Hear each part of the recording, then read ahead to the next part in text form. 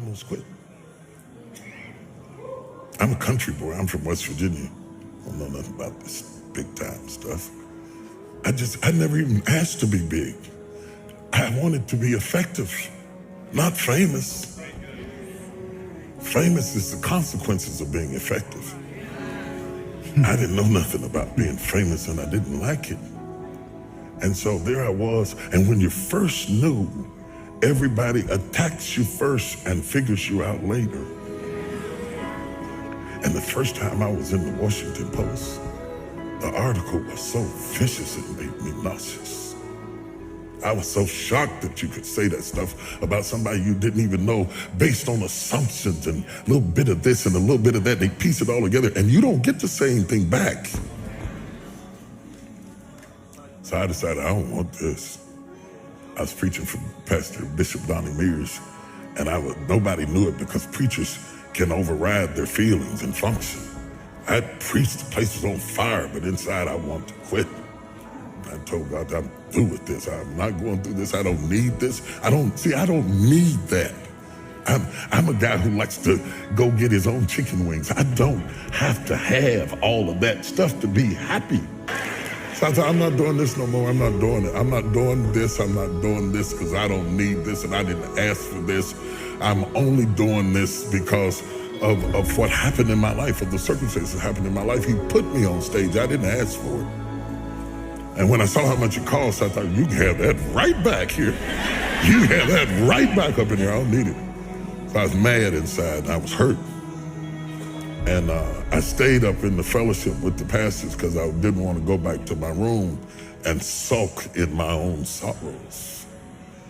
And they said, there's a lady downstairs waiting to see you. The service was over and the fellowship was over. The pastor was starting to leave. I was trying to outwait her. I thought she'd give up and leave. And when I finally came down the steps, she was there. And she was just a willowy bit of a woman. And she said, Bishop Jakes, she said, I've been in the hospital.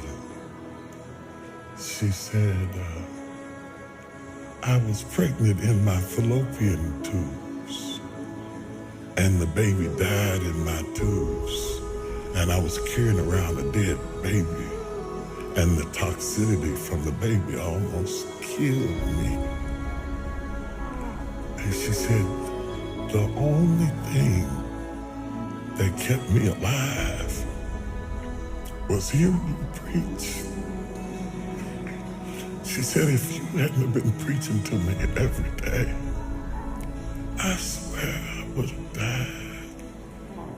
And then she looked at me and she said, it's for us. It's not for them. It's for us. It hit me so hard. I didn't even get her name. I got in the car and cried all the way back to my room because she reminded me why I was there.